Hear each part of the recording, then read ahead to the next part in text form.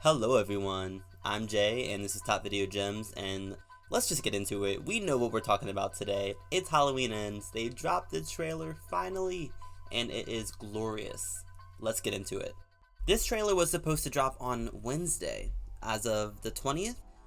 However, Jamie Lee Curtis surprised everyone, including me, at like 11 o'clock at night, letting us know in 15 minutes that this trailer was dropping, and my heart dropped to my asshole. It was insane. And I'm excited. Let's just get right into this because it's not a long trailer. It's very short. It's very low on spoilers.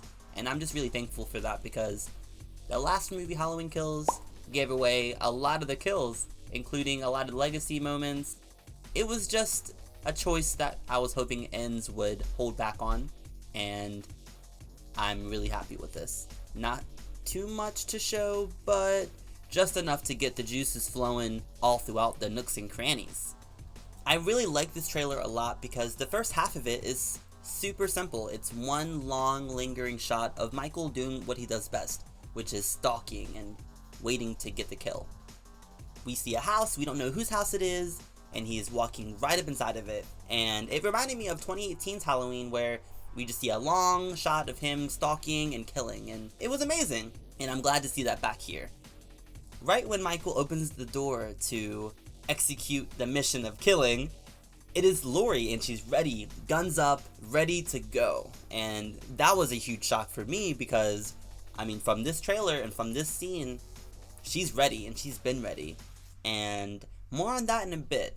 I have a little bit of a theory. I do want to move on to the mask. It looks like it is the same mask that he's been wearing since the original. So it's dirtier, it looks moldy, it looks almost green, which is kind of cool actually. I know there were rumors about him getting a new mask, but I'm just happy that he has it on and it's not ripped up, Rob Zombie, and it just looks great. I'm not mad about it because the mask is 100% faithful to the original movie, and if it ain't broke, don't fix that shit.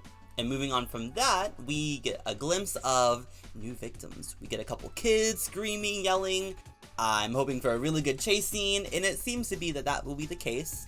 We also may have gotten a confirmation of where Michael's been hiding this whole time.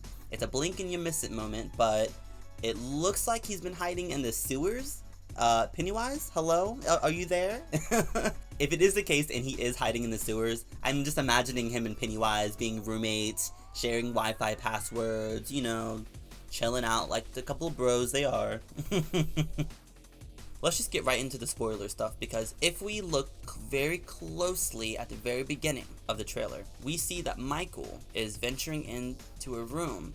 However, when he opens the door, you can see that his hand is pushing it open. Now, if we remember what happened to Michael in the first movie in this trilogy, Halloween 2018, when he tried to attack Laurie through the door, and Laurie defended herself, and we all know what happened to his hand. Yeah, he lost his fingers. So, it looks like he has all of his phalanges. So, I want to say that maybe there's a copycat here, or there is some sort of other person impersonating Michael Myers in this segment, and I want to touch upon another clue that maybe might support that, and that's Laurie being prepared, almost as if she was ready for this whole situation. I could be completely off base, but what if the whole time of Haddonfield has been prepping for Michael's imminent return, and this is all just a practice scenario sort of thing, and someone's just wearing Michael's mask to kind of do a reenactment of sorts. And I could be completely wrong, but that could be really different and something new for the series, and I'm not gonna knock it till I see it in the actual context. However, that is something to keep an eye on with his fingers, because there's another shot in the trailer where he's missing his fingers, and there's another shot where he has his fingers. I'm just saying, could be a copycat. But let's move on to the next thing I noticed, and that is the redheaded girl on the phone about to get stalked by Michael. In the last film, we had the kids bullying Lonnie in the flashback. I believe their names were the Mulaney's. I feel like the redheaded guy who was like, you don't fuck with the Mulaney's, that never really came of anything by the end of the film. I feel like in this movie, now that it's present day, I just can't help but feel like maybe she's related to, or some sort of relation to the Mulaney's, or maybe it's a red herring. Okay, I'm done. Sorry for that, guys. The next thing I noticed was the plot synopsis. So let's read that and just see what it says, because it actually gives a lot of details about where a couple characters are in the story and how that will play out in the film. So, 4 years after the events of last year's Halloween Kills, Laurie is living with her granddaughter Allison, played by Andy Matichak, and is finishing writing her memoir. Michael Myers hasn't been seen since. Laurie, after allowing the specter of Michael to determine and drive her reality for decades, has decided to liberate herself from fear and rage and embrace life. But when a young man, Corey Cunningham, is accused of killing a boy he was babysitting, it ignites a cascade of violence and terror that will force Laurie to finally confront the evil she cannot control, once and for all. So, a lot to pick apart with that, and firstly, we know now that Laurie and Allison are living together. The other thing that we're all questioning is, who is Corey Cunningham? And what does this mean? He's accused of killing a boy he was babysitting? That's a very shocking revelation, and there's a lot to dissect from what they're choosing to tell us. Are they hinting at maybe Michael? I'm not gonna say pass the torch, but is there another person that might follow in the same footsteps as Michael by the end of this movie? I don't know, I'm just saying, because in the last film, with the mob mentality, you could see how there was miscommunication and misinformation being spread. They're going to react, and they're going to try to prevent the actions and the events of the last two films from happening again.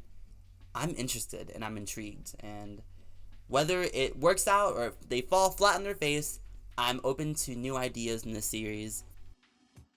Well, that is really pretty much it for the trailer for Halloween Ends. Lots to dissect and to think about and process, and I'm sure we're going to get a lot more information as we get closer to the release date.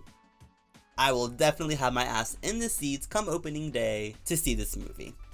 They even dropped a new poster, which is a very subtle change from the last film, which is also a mixed reaction from fans. I personally love it because I like simplicity. However, I can definitely see the criticism of it being very, very similar to the last film and even less colorful. But I really like the details in the mask, and he almost looks kind of like he's gonna go out to the club. Like he's like, yeah. Like he's in the corner about to like nod his head to some Mick Jagger song or something. I don't know. I like it, and I'm excited, and there's gonna be more marketing, and there's gonna be more posters and more trailers for us to dissect and watch 100 million times, and it's just really good to be a horror fan right now. There's so many things happening, and I'd love to discuss it in the comments. So please, if you enjoyed this video, like and subscribe, hit the bell to see the notifications of when the videos are being posted. Every like and every subscribe I see and I noticed, and I love seeing the response that you guys have when I do post. So thank you guys so much. I'm excited. Have an amazing rest of your day, and of course, as always, I'm Jay and this is Top Video Gems. Happy Halloweeny, guys.